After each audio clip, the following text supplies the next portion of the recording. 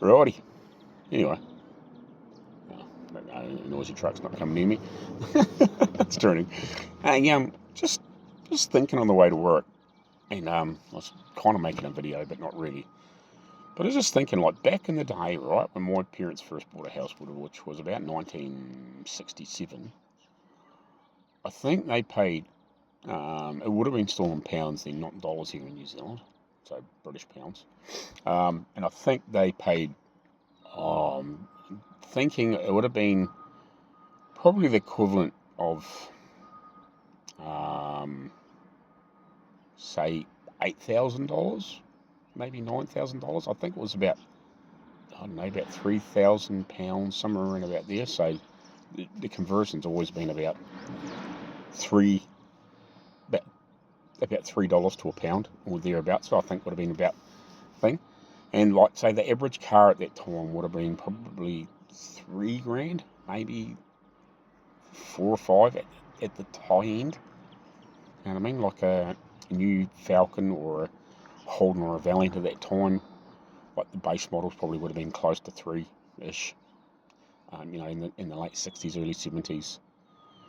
And I was just thinking, when my brother and me and say like some of our cousins at that time bought houses in the late '90s or early 2000s, we were paying, fuck, what were we paying? Like say anywhere, say from say late '50s, maybe 70 or 80 grand for a house, depending on the year. Like it did creep around a little bit. But still, a new vehicle at that time, like again, like a Ford Falcon or a Holden Commodore or even like a Toyota Camry at that point, was about 30 to 35 grand. So it's still only about double what the price of a house was.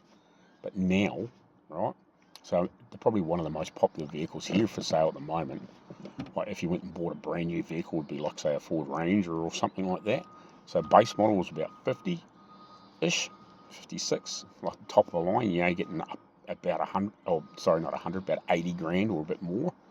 I think for a Raptor, but like the top of the, like a wild track, is about 70 something.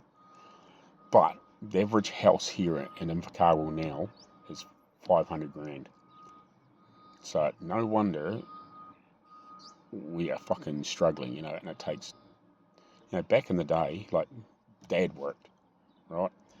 And by the time our kids got to, freaking, well, when I got to high school, you know, my sister had already basically would have been left home.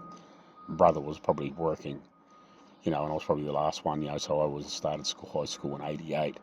So mum sort of started working part-time by then, because she could, but didn't probably need to, but did to have a little bit of extra money because she could go back to work. But, fucking now, everybody's got to fucking work to try and survive. Or, a lot of them would shake the fucking ass on something, but, you know what I mean? To try and fucking make cash, because a fucking lot of them do. But I wonder why the world is so dysfunctional, because we're all having to fucking work, and there's no family time anymore. Like, when I was a kid, like, nobody really worked past 12 o'clock on a Saturday. Like, after that, everything was shut. Like, nothing was open on a Sunday, and everything was pretty much closed. There might have been the odd thing that was open after a 12 p.m. on a Saturday. Maybe like a fuel station would have been open. There would have been a handful of things like that open, but I think even on a Saturday or a Sunday, like, and not a lot of them were open either. But now everything is open 7 days a week. A lot of things are open till fucking 10 or 11, 12 o'clock at night. And some things are open fucking 24 fucking 7. Not quite so much here. But, the wonder why the world's so dysfunctional, why fucking nothing fucking works anymore. That is why, houses are fucking about fucking 7 or 8 times the price of a new car, plus, and, compared with even like 25 years ago, still were only about double the price, especially in this local area, double the price of a new car. And it was probably similar back in my parents' day, but now it's fucking just crazy. No wonder we're all fucked.